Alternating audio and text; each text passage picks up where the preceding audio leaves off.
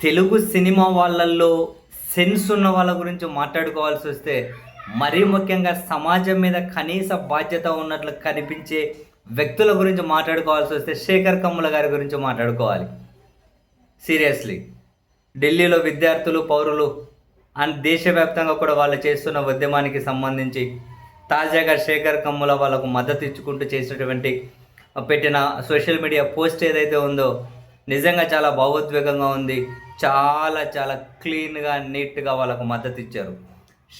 శేఖర్ కమ్ముల ఏమంటారంటే, neat paper లీక్కి బాధ్యత వహిస్తూ విద్యాశాఖ మంత్రి రాజీనామా, నీట్ పేపర్ లీక్ వలన ఆత్మహత్య చేసుకున్న పిల్లల కుటుంబాలకు కంపెన్సేషన్, మళ్ళీ ఇలాంటివి జరగకుండా ఒక గట్టి భరోసా. ఏ ప్రభుత్వమైనా అడగకుండా చేయాల్సిన పనులు ఇవి. మనం కొన్ని వందల సార్లు మాట్లాడుకుంటాం. ఏ ప్రభుత్వమైనా అడగకుండా చేయాల్సిన పనులు ఇవి.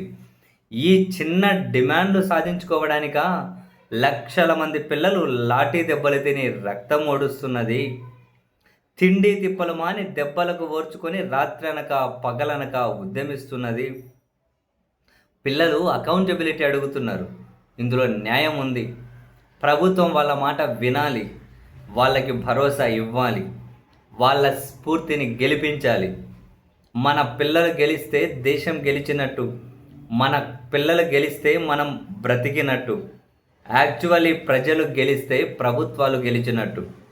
డియర్ జంజీ, మీరు చేస్తున్న ఈ పోరాటానికి చేతులెత్తి దండం పెడుతున్నాను.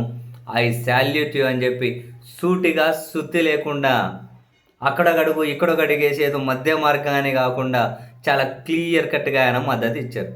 ఎవరైనా ఇస్తారు. ఏమండి, ఇంత పెద్ద ఎగ్జామ్ 25 లక్షల విద్యార్థులు వాళ్ళ కుటుంబాలు మానసిక క్షోభకు గురైతే 10ల సంఖ్యలో విద్యార్థులు చనిపోతే కాన్సర్న్ మినిస్టర్ రాజీనామా చేయడం ఆయన ఆయన కానీ మినిమం నైతికత.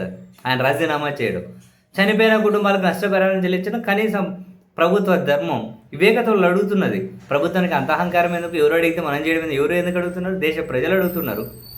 విద్యార్థులు, ఈ దేశ పౌరులు అడుగుతూ ఉన్నారు. ప్రజలు ఎన్నుకుంటే అయ్యారా, లేకుంటే ఏమైనా మిషన్లు ఎన్నుకుంటే అయ్యారా నాయకులుగా? ప్రజలు ఎన్నుకున్నారా, ఏమైనా మిషన్లు ఎన్నుకున్నాయా? మరి ప్రజల మీద బాధ్యత లేకుంటే అట్లా ఎవరో నలుగురు బానిసలు మీడియా రూపంలో, సోషల్ మీడియా రూపంలో కడుపుకు అశుద్ధం తినే వాళ్ళు అడ్డదిడ్డంగా మాట్లాడుతూ ఉంటే ఆ నలుగురు పనికి మాలిన గుంపు కోసం కాదు కదా ప్రభుత్వాలు ఆలోచించాల్సింది.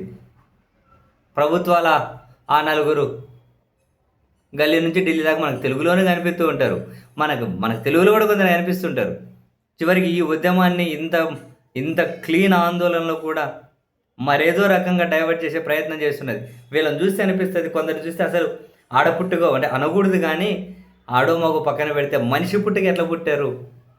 అన్నమే తింటారా లేస్తే, లేకుంటే వీళ్ళు అశుద్ధం వీళ్ళు తింటారా అనిపిస్తుంది కొందరిని చూస్తే. అన్నం తింటారా, అశుద్ధం తింటారా? అశుద్ధం తిన్న వాళ్ళు కూడా కాసింత ఇంకా క్లీన్గానే ఉంటారేమో ఇంతకంటే. వీళ్ళ మొహాన